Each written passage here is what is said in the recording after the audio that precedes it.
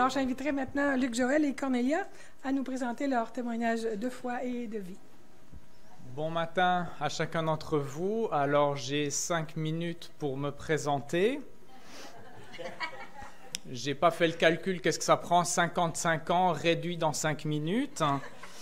Mais je vais commencer par une citation d'un monument de la littérature française, Astérix et Obélix.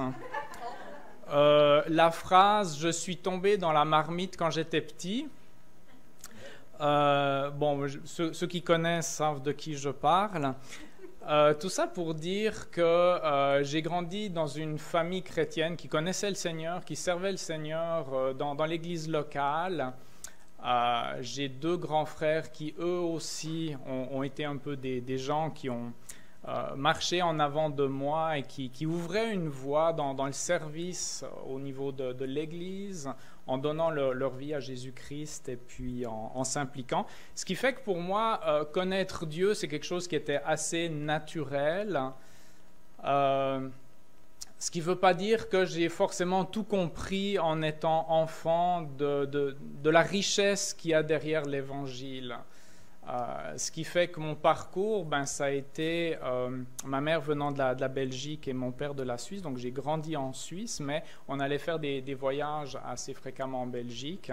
Et lors d'une soirée d'évangélisation, nous avait présenté un film de l'association Billy Graham et qui se terminait à la fin par un appel à la conversion. Et je devais avoir, je ne me souviens plus de la date exactement, mais entre 8 et 10 ans, j'avais compris que je devais donner ma vie à Jésus d'une manière formelle, parce qu'il y avait vraiment un appel, il y avait une petite carte à remplir, alors j'avais fait tout ça.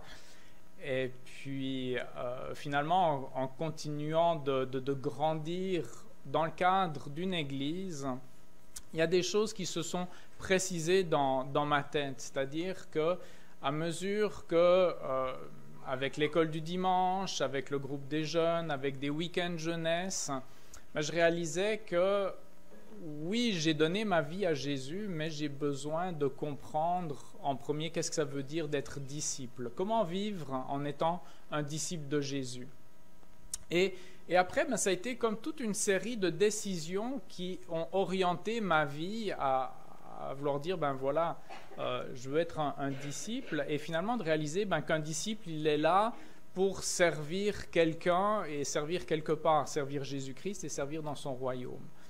Et quand est venu pour moi le temps de faire une formation professionnelle, j'ai choisi l'informatique et l'électronique, mais toujours dans une perspective, qu'est-ce que ça me permettrait de faire comme travail dans une œuvre chrétienne. Et finalement, en moi a continué de se développer le désir d'être un disciple. Et vous savez, quand on comprend qu'est-ce que ça veut dire d'être un disciple, il y a quelque chose qui vient après. Tu es un disciple pour faire des disciples et se multiplier. Ce qui fait qu'à un moment donné, pour moi, j'étais un petit peu sur la voie naturelle qui était de devenir ingénieur en électronique et informatique. Mais je voyais que cette voie-là m'éloignait de plus en plus d'une attraction que j'avais en moi. Vous savez, la Bible dit que Dieu attire. Moi, j'ai vraiment senti cette force d'attraction en moi pour suivre Jésus et le servir et servir dans son royaume. Ce qui fait que ces études d'ingénieur, je les ai interrompues pour aller à l'école biblique. J'ai fait 3 ans à l'école biblique en Suisse, à l'Institut Emmaüs. Et après ces 3 ans, il y avait une 4e année qui se faisait en église, un stage que j'ai fait aussi en Suisse. Et dans tout cela, on a rencontré une famille québécoise qui nous a parlé de la belle province et des besoins qu'il y avait en francophonie ici pour faire connaître l'Évangile. Et on était très privilégiés en Suisse d'avoir autant d'évangéliques et d'églises et de réaliser qu'il y avait de si grands besoins ici dans le Canada francophone. Ça nous a décidé de venir il y a maintenant presque 25 ans. On a été 26 ans. On a été 6 ans au Québec. Après ça, on a été 20 ans en Acadie, au Nouveau-Brunswick. Et puis, on ressentait maintenant le besoin pressant de nous, une attraction en nous voir s'il y avait une place pour nous, peut-être ici. Alors ça va dépendre de la suite des démarches et enfin faire connaissance et tout ça. Mais voilà, en très résumé, mon parcours. Donc ça fait 26 ans que je suis pasteur d'une église, de notre famille d'église, l'Union. Alors, je te donne la parole. Hey, c'est pas mal. 5 minutes et 26 secondes. Ça me laisse un peu plus de place. J'ai le temps de la prédication pour me rattraper.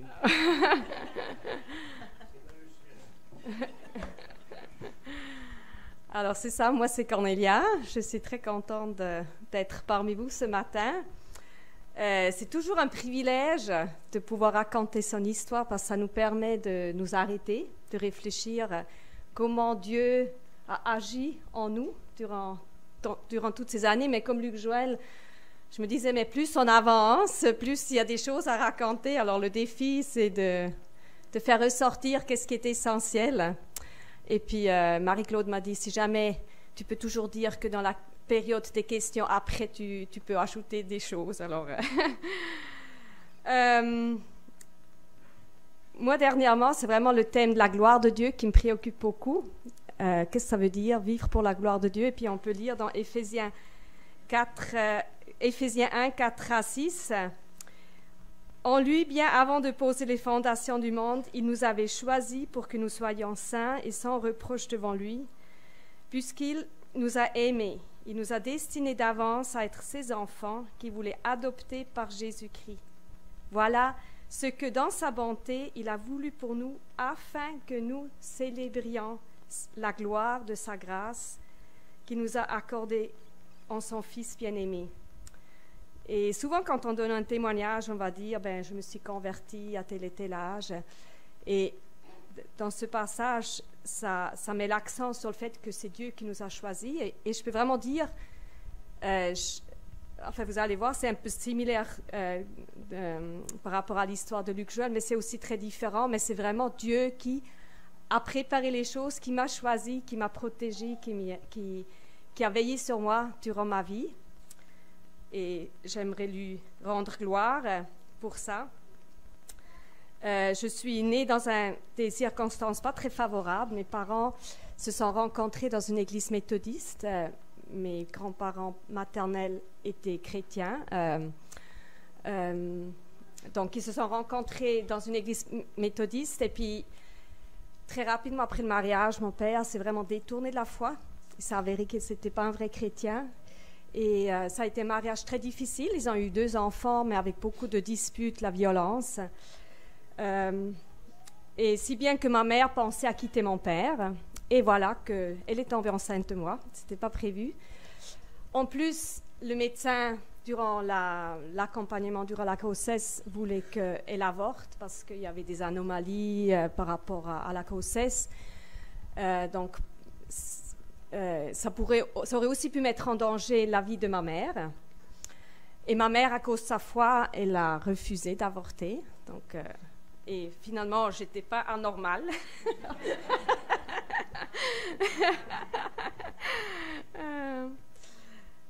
Ça a été...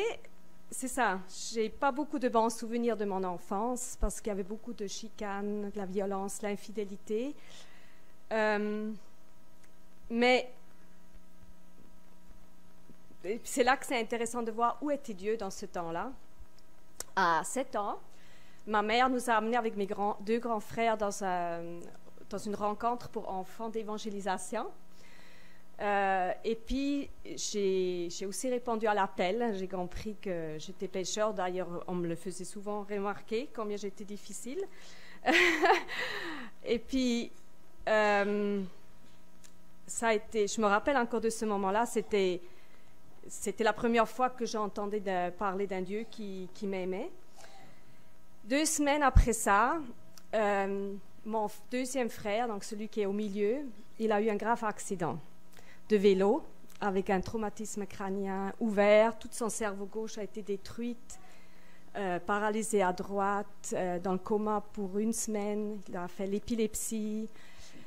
Et lorsqu'il s'est réveillé, il ne parlait plus et il avait tout oublié de tout ce qu'il a appris à l'école à 11 ans. Et le médecin à ce moment-là a dit à ma mère, on est vraiment désolé, mais on ne peut pas vraiment vous aider plus, on ne sait pas dans quelle mesure il va récupérer. Le seul qui peut vous aider, c'est Dieu. Et pour ma mère, ça a été vraiment un retour vers la foi. On allait dans une église réformée en Suisse, en fait dans la partie où moi j'ai grandi, de la Suisse allemande, tout est protestant. Mais c'est comme l'église catholique ici, on est protestant. Et puis notre pasteur était très libéral, c'est-à-dire la Bible n'est pas vraiment inspirée dans sa totalité de Dieu, mais ça contient la parole de Dieu. Mais après l'accident de mon frère, on a commencé à aller dans des églises évangéliques. Je dis des églises parce qu'on allait le matin et l'après-midi, parce que pour ma mère, c'était le seul moment où elle avait une gardienne qui s'occupait de mon frère, qui est devenu hyperactif après l'accident. Donc, ça a été vraiment difficile. Mais pour moi, c'était comme un havre de paix dans cet environnement familial qui était plutôt malsain. À 9 ans, mes parents ont divorcé finalement, parce que c'est devenu vraiment trop difficile. À 11 ans, j'ai demandé d'être baptisée. Ça a été un moment très fort dans ma vie avec Dieu. Mais tout ça à l'intérieur, quand même, c'est un peu difficile de dire ça, parce que ma mère était chrétienne. Et je parle dans le passé parce que ça fait 4 ans qu'elle est décédée. Mais elle aimait Dieu, elle lisait sa Bible tous les jours, mais il y avait toute une partie de son caractère, et aussi à cause de la souffrance qu'elle a vécue, qui a fait que cette partie du caractère n'a pas été touchée par la grâce de Dieu, où elle ne s'est pas laissée transformer par Dieu. Alors c'était beaucoup de menaces, beaucoup de... Enfin, aujourd'hui, on parlerait d'abus. Mais... Enfin, c'était vraiment difficile pour nous les enfants dans cet environnement-là. Mais c'est ça, Dieu a toujours placé des gens sur notre chemin, et de mon frère aîné, du mien, comme des professeurs bienveillants. J'avais plusieurs professeurs chrétiens évangéliques. C'était assez rare, mais Dieu était vraiment bon. Et puis, Luc Joël, tu n'as pas mis la minuterie. Oh, mon doux. OK. Mais j'ai encore un petit peu de temps. Alors, parmi ces moments de grâce de Dieu, où je peux vraiment voir que Dieu m'a gardée attachée, c'était premièrement que je n'ai jamais douté de son existence. Quand tu étudies dans les sciences, c'est très facile de se laisser embarquer. Pour moi, je vois ça vraiment comme une grâce. Il y avait le groupe de jeunes, pour moi, c'était un havre de paix, où il y avait de la bienveillance. Mais ce qui était difficile, c'est que je restais toujours avec cette culpabilité. Je n'arrivais pas à comprendre comment Dieu pouvait oublier. Et ça a été vraiment, vraiment un fardeau. C'était difficile, l'adolescence, vraiment. Et je criais à Dieu pour dire, mais pourquoi tu n'interviens pas? Je trouvais qu'il ne faisait pas grand-chose. Et justement, quand on regarde en arrière, on dit « Ah, waouh, Dieu a vraiment été là. Il a toujours envoyé l'aide quand j'en avais besoin. » Et finalement, c'était mes études en orthophonie qui m'ont permis de m'éloigner de ma maison. Et puis c'est là que j'ai rencontré Luc Joël. J'ai étudié dans une ville bilingue. Donc, l'université était en français et en anglais. Et français et allemand. Et Luc Joël, alors j'ai découvert l'amour. Luc Joël a demandé, quand il m'a demandé au mariage, il avait une drôle d'exigence. Il voulait que je fasse une année d'école biblique avec lui. Et moi, ça me tentait mais absolument pas. Je venais de finir mes études en orthophonie, c'était pas logique. Et en plus, ma mère a tellement utilisé la parole de Dieu pour me manipuler ou pour me faire sentir mal. Mais finalement, Dieu m'a donné la conviction que c'était la chose à faire. Et je suis allée avec lui à l'école biblique, et ça a été la meilleure chose que Dieu a pu permettre dans ma vie, parce que j'ai fait des cours de psychologie puis qui peut expliquer les mécanismes de défense qu'on peut développer comme enfant dans un milieu comme ça. Mais ça explique uniquement, ça n'amène pas de solution. Alors que Dieu, il va transformer dans notre manière de comprendre la vie, et puis il met à la lumière les mensonges qu'on peut croire inconsciemment. Alors ça a été vraiment une très très belle expérience, si bien que j'ai aussi continué à l'école biblique avec Luc Joël jusqu'à ce que notre premier garçon, Michael, vienne au monde. Après, on a eu une deuxième fille pendant le stage pastoral et on est venu au Canada. Moi, vraiment avec ce désir d'être un témoin de cet espoir qu'on a en Dieu qui peut venir transformer nos souffrances en quelque chose de bien, parce que ça va... Pourquoi c'est un bien? Parce que c'est à travers des souffrances qu'on vit qu'on est transformé à l'image de Dieu. Et pourquoi Dieu veut qu'on soit que son image en nous soit restaurée? Pour que lui soit glorifié. Et je crois que c'est vraiment... Et c'est jamais fini une fois pour tout. Alors, l'Évangile nous permet de devenir disciples, mais c'est aussi la puissance de l'Évangile qui nous aide à poursuivre et de devenir semblable à son image. Et il faut juste qu'on soit comme de l'argile entre ses mains et d'avoir cette humilité de se reconnaître pécheur, pas juste au début de notre vie chrétienne, mais tout au long. Alors, si Dieu permet que nos pas se dirigent ici à Québec, je souhaite vraiment que nous pourrions ensemble apprendre comment continuer à être transformés, sanctifiés, pour toujours plus vivre à sa gloire.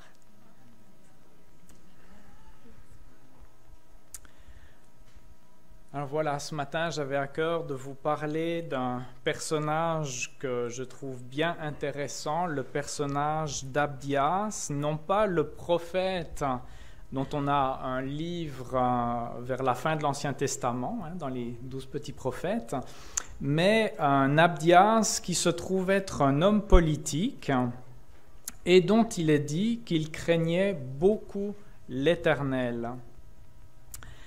Alors, on va faire la lecture d'un texte dans le livre de 1 Roi, au chapitre 18, simplement pour vous replacer un petit peu le contexte de cette période de 1 Roi, chapitre 18. Eh bien, nous sommes à une époque où le royaume d'Israël a été divisé en deux. Il y a le royaume du sud, autour de Jérusalem, avec la tribu de Juda, et puis 10 tribus qui sont dans le nord. Et puis le roi qui vit à l'époque dans ce 18e chapitre, c'est le roi Akab. Pas tellement bonne réputation. Son épouse Jézabel, c'est encore pire. Une période extrêmement sombre d'un point de vue spirituel, remplie d'idolâtrie, une période remplie aussi d'injustice flagrante. Et finalement, il y a tellement de choses mauvaises qui se passent à ce moment-là en Israël qu'on a le premier cas répertorié de changement climatique limité pour une durée de 3 ans, c'est-à-dire que pendant 3 ans, il n'y aura plus ni pluie ni rosée, ce qui va avoir comme conséquence directe sécheresse et famine dans tout le pays. Donc voilà un petit peu le contexte de la lecture que nous allons faire. Et avant de lire la parole de Dieu, je vous invite à prier. Père Céleste, merci pour ta parole que tu nous as donnée et merci parce que encore aujourd'hui, tu veux parler à nos cœurs. Et Seigneur, on te demande que ton esprit ait pleine liberté ce matin pour venir nous interpeller, nous toucher, nous transformer, pour venir mettre quelque chose en mouvement à l'intérieur de nous pour nous permettre d'être des témoins de ta grâce, de ta puissance, de ton évangile. Et Seigneur, merci parce que encore dans ce texte, tu veux le faire pour nous. Et merci d'ouvrir nos cœurs encore ce matin. Amen. Voilà, alors nous lisons dans 1 Roi, chapitre 18, Et comme je vous ai dit, le titre que j'ai, c'est « Confrontation entre Élie et les prophètes de Baal ». On ne va pas du tout parler de ça, on va juste parler de Abdias avec une question très actuelle, je crois. Est-ce que être fidèle à Dieu, est-ce que ça vaut la peine? Rester fidèle à Dieu, est-ce que ça vaut la peine? Alors, voilà ce que nous lisons dans ces versets 1 à 16. « Bien des jours passèrent, et au bout de 3 ans, donc les 3 ans de sécheresse que j'ai mentionnés, la parole de l'Éternel fut adressée à Élie. « Va te présenter devant Akab, et je ferai tomber de la pluie sur le pays. » Élie partit pour se présenter devant Akab. La famine était grande à Samarie. Quant à Akab, il fit appeler Abdias, le chef de son palais. Or, Abdias craignait beaucoup l'Éternel. Lorsque Jézabel avait exterminé les prophètes de l'Éternel, il avait pris 100 prophètes et les avait cachés par groupe de 50 dans des grottes où il les avait nourris de pain et d'eau. Akab dit à Abdias, « Va vers toutes les sources d'eau et vers tous les torrents du pays. Peut-être trouveras-tu de l'herbe. Ainsi, nous pourrons garder les chevaux et les mulets en vie et nous n'aurons pas besoin d'abattre du bétail. » Ils se partagèrent le pays à parcourir. Akab partit seul par un chemin et Abdias par un autre. Abdias était en route quand Élie le rencontra. L'ayant reconnu, Abdias tomba le visage contre terre et dit, « Est-ce toi, mon seigneur Élie ?» Il lui répondit, « C'est bien moi. Va dire à ton seigneur, voici Élie. » Verset 9. Abdias dit, « Quel péché ai-je commis pour que tu me livres, moi, ton serviteur, entre les mains d'Akab? Il me fera mourir. L'Éternel est vivant. Il n'y a aucune nation ni aucun royaume où mon Seigneur, donc Akab, n'ait envoyé quelqu'un à ta recherche. Quand on disait que tu n'y étais pas, il faisait jurer le royaume ou la nation que l'on ne t'avait pas trouvé. Et maintenant, toi, tu dis, va dire à ton Seigneur, voici Élie. Lorsque je t'aurai quitté, l'Esprit de l'Éternel te transportera je ne sais où. Je serai allé informer Akab, mais comme il ne te trouvera pas, il me tuera. Cependant moi, ton serviteur, je crains l'Éternel depuis ma jeunesse. N'a-t-on pas dit à mon Seigneur ce que j'ai fait quand Jézabel a tué les prophètes de l'Éternel? J'ai caché 100 prophètes de l'Éternel par groupe de 50 dans des grottes, et je les ai nourris de pain et d'eau. Et maintenant, toi, tu dis, va dire à ton Seigneur, voici Élie. Il me tuera. Élie répondit, l'Éternel, le maître de l'univers, dont je suis le serviteur, est vivant. Aujourd'hui, je vais me présenter devant Akab.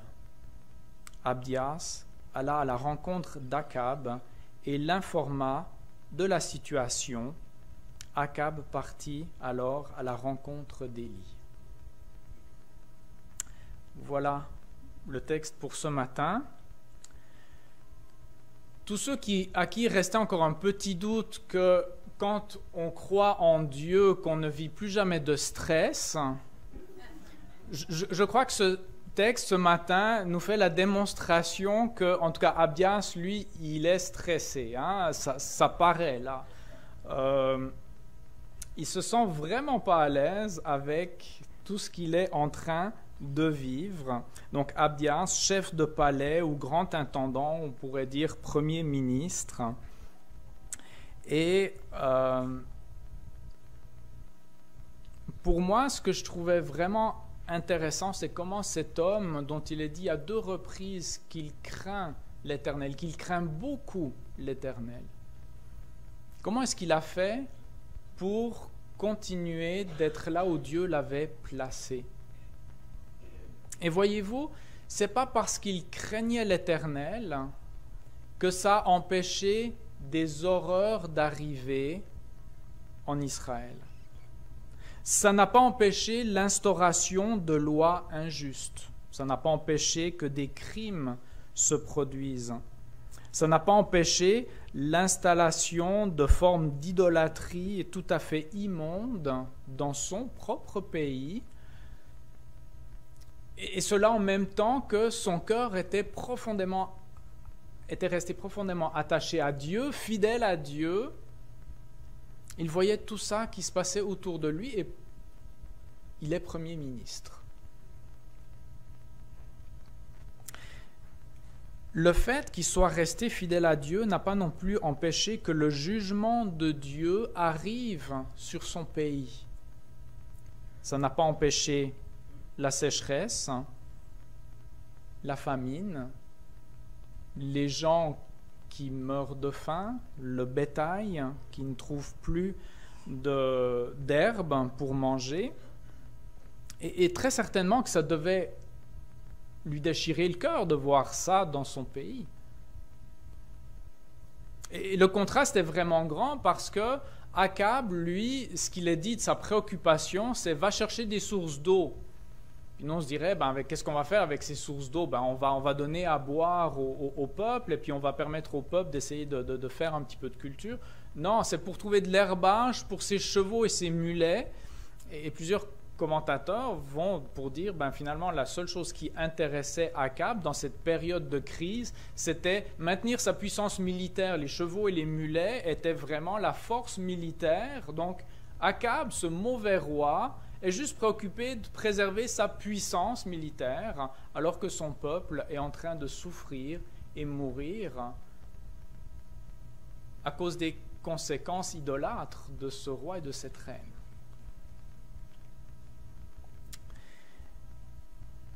Le fait qu'Abdias était là n'a pas empêché le jugement de Dieu d'arriver. Le fait que Abdias était là n'a pas empêché l'assassinat de dizaines d'innocents, les prophètes de l'Éternel. L'histoire et lui-même rend témoignage qu'il en a sauvé 100 par 2 groupes de 50, mais il y en avait combien avant? Le texte ne le dit pas. Est-ce qu'ils étaient juste 100? Probablement pas, parce que si Jézabel les a fait assassiner, c'est qu'il y en a vraiment beaucoup qui sont morts, assassinés. Il n'a pas réussi à empêcher cela. Il a réduit le mal, mais il n'a pas pu empêcher que des innocents soient assassinés. Et finalement, pour moi, se pose la question, est-ce que être fidèle à Dieu dans des périodes aussi sombres que celle-là, est-ce que ça vaut la peine? Et pourquoi pensez-vous que c'est une question qui est actuelle? Un peu. Un peu. Hein? Alors, je parlais du stress d'Abdias tout à l'heure. Hein? On voit vraiment qu'il vit sa vie, c'est très réactif. Hein? Même en présence avec Élie, le prophète de Dieu, je pense qu'il craque, là, il y a les nerfs à fleur de peau. Et on voit que pour lui, d'être resté fidèle à Dieu, c'était certainement inconfortable, très inconfortable, parce qu'il était toujours un peu à contre-courant, il était toujours en train de lutter contre quelque chose qui l'entourait, mais où il se sentait impuissant, malgré le fait qu'il était une personne importante dans le gouvernement. Pensez-vous qu'il a pris des risques en cachant une centaine de prophètes? Sans aucun doute, hein? Il l'a joué gros, il l'a joué sur sa propre vie. Imaginez que la reine Jézabel aurait appris cela, on n'aurait pas donné cher de sa tête. Et pour moi, c'est ça qui est vraiment fascinant avec ce personnage, c'est qu'en même temps, il risque continuellement sa vie, mais en même temps, d'une certaine manière, il reste, puis là je mets des gros guillemets, il reste soumis à ses autorités, à l'autorité d'Akab et Jézabel. Dans ce sens qu'il n'est pas fondamentalement déloyal. C'est surprenant de voir que au moment où Akab lui donne l'ordre, va chercher des sources, eh bien, il va faire son travail. Il cherche des solutions pratiques pour pouvoir aider son peuple.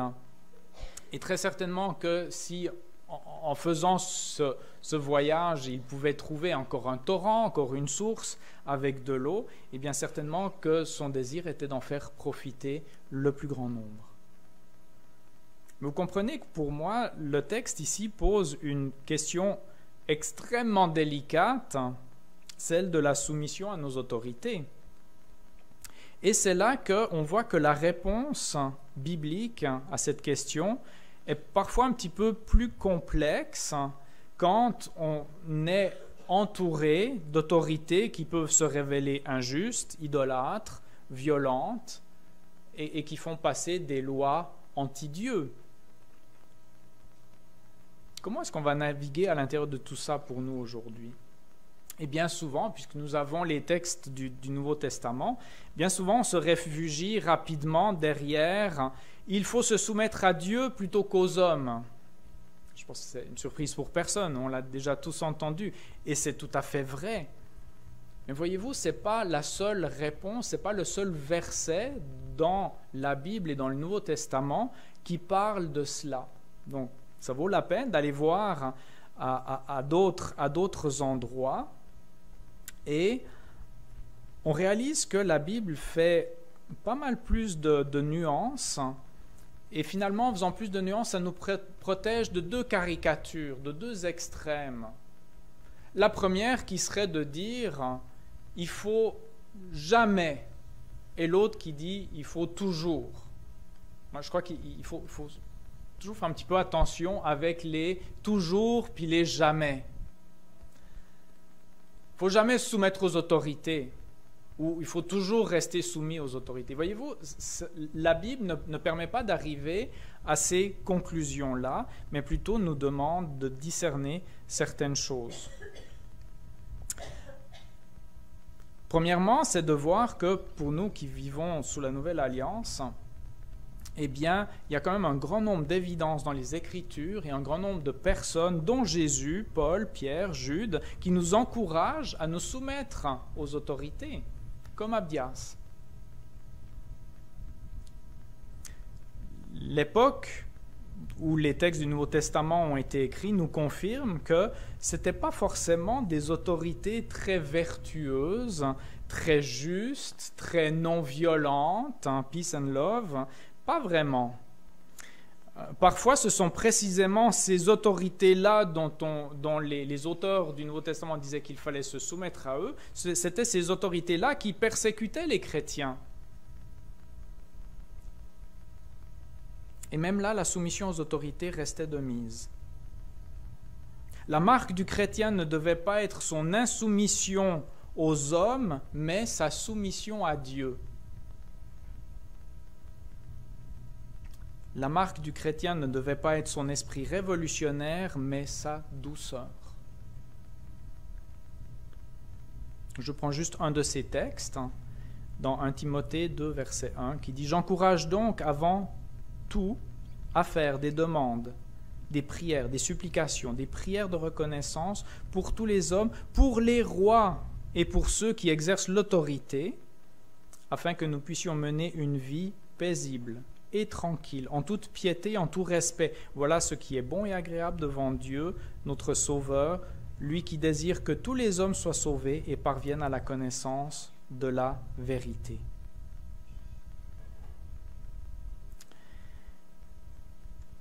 On a cette demande pour nous de continuer de prier, d'intercéder pour nos gouvernements.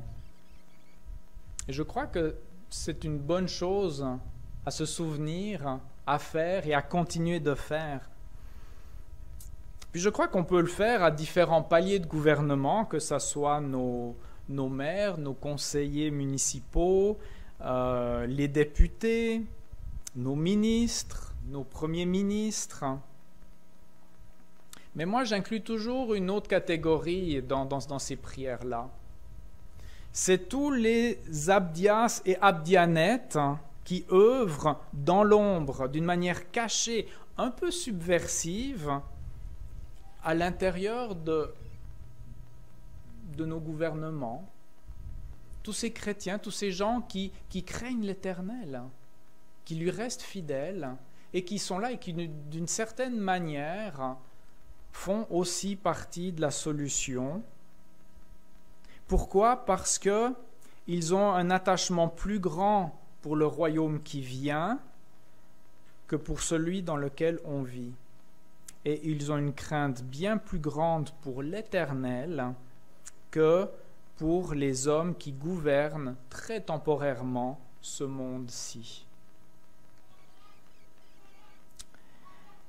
La question que je posais tout à l'heure, est-ce que ça fait une différence de rester fidèle? Est-ce que ça fait une différence de prier pour nos autorités?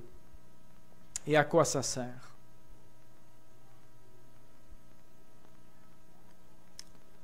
Essayons d'imaginer qu'est-ce qui se serait passé si Abdias n'avait pas été là.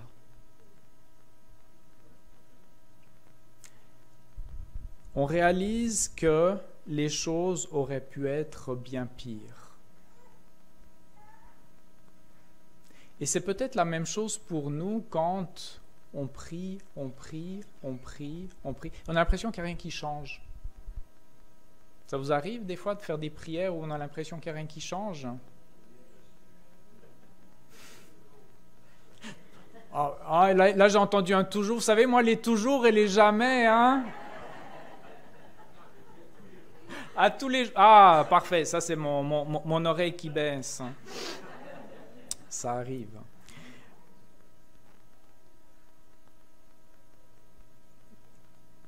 Les choses restent pareilles. Peut-être qu'on peut changer un peu l'équation en se disant, mais si on n'avait pas prié, peut-être que ça serait devenu bien pire.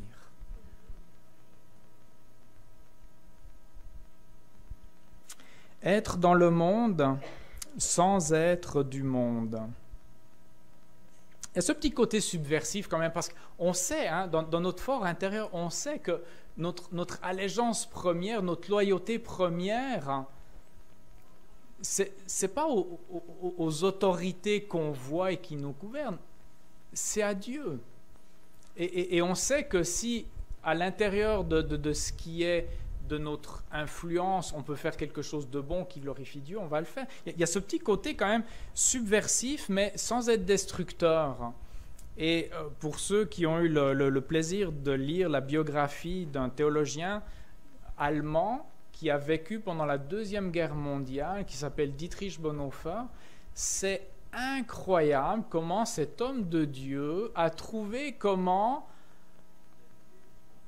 naviguer et trouver à être un témoin puissant, une lumière qui a continué à briller même quand l'épaisseur des ténèbres était incroyable à cette époque-là. Mais comment est-ce qu'il l'a fait? Il ne l'a pas fait en cherchant à détruire le règne présent, mais notre rôle consiste plutôt à annoncer le règne à venir. Un règne qui s'approche, qui est déjà là, mais pas encore pleinement manifesté. Et pour moi, ce qui est bien important, c'est de réaliser que ce règne, ce n'est pas nous qui allons l'instaurer. C'est le retour du roi que nous attendons, qui l'établira fermement. Et dans ce sens, nous pouvons tous être, dans notre contexte, des Abdias ou des Abdianettes.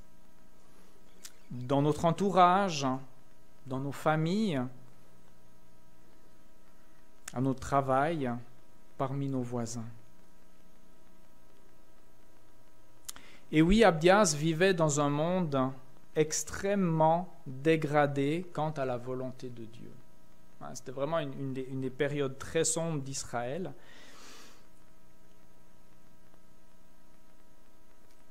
Et Dieu n'avait pas l'attente qu'Abdias vienne et fasse des réformes au travers de lui. Dieu va se servir de quelqu'un d'autre. Dieu va se servir d'un Élie pour confronter l'idolâtrie qu'il y avait avec les prophètes de Baal. Mais par contre, Dieu demandait quelque chose à Abdias, comme je crois qu'il nous le demande à chacun d'entre nous. Reste fidèle. Reste fidèle à ton Dieu. Pour que le témoignage qui soit associé, le qualificatif qui est associé à Abdias, c'est celui qui craignait beaucoup l'Éternel. Ça, ce serait quelque chose de beau à écrire sur une pierre tombale. Trouvez-vous pas? Hein? Un beau témoignage pour les générations qui suivent. Celui qui craignait beaucoup l'Éternel. Et pour moi, c'est très clair que c'est parce qu'il craignait beaucoup l'Éternel, parce qu'il avait une grande crainte de Dieu, que ça lui permettait quoi? D'avoir une plus petite crainte des hommes. Le plus qu'on a une grande crainte de Dieu, le plus que notre crainte des hommes va diminuer. Et ça lui a permis de naviguer à l'intérieur de toute cette noirceur. Sans... Je ne dis pas qu'il n'y avait pas de stress, hein? Mais au moment de faire des choix, le choix était plus facile à faire en ayant une grande crainte de Dieu, une petite crainte des hommes, que l'inverse. Une grande crainte des hommes et puis une toute petite crainte de Dieu. Il n'aurait pas fait les bons choix. Il n'aurait pas caché les 100 prophètes pour leur sauver la vie. Et à nous aussi, Dieu nous demande, pour rester ses témoins fidèles, à développer une crainte de lui, une crainte respectueuse, pas être dans un effroi continuel, mais de se dire, c'est le poids de ta gloire qui compte.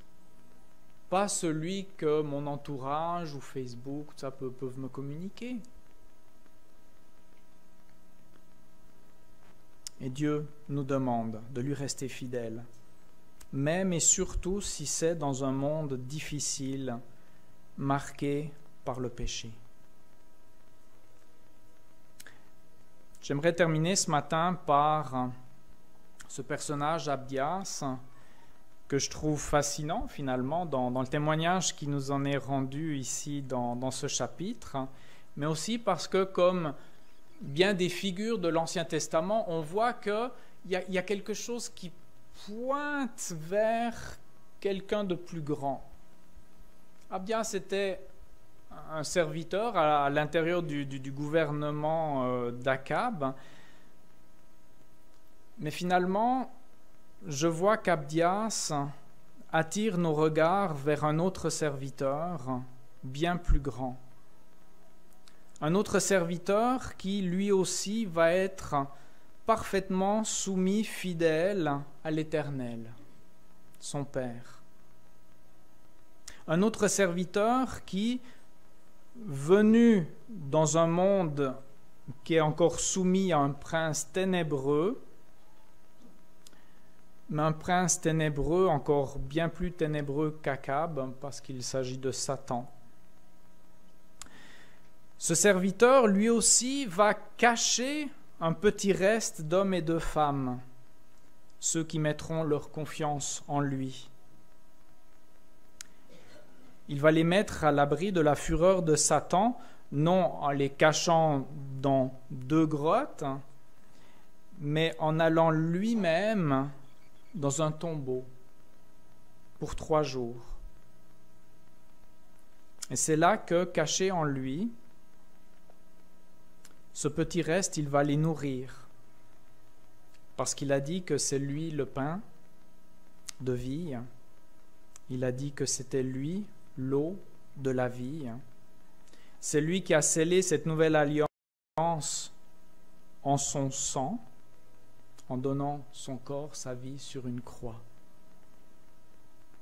Et c'est lui aussi qui, devant la mort, devant la croix, dira à Dieu, son Père, non pas ma volonté, mais la tienne. Ce serviteur plus grand, on l'a reconnu, c'est Jésus. Et c'est à lui qu'on veut rendre toute la gloire ce matin et toute notre vie pour l'éternité. Amen.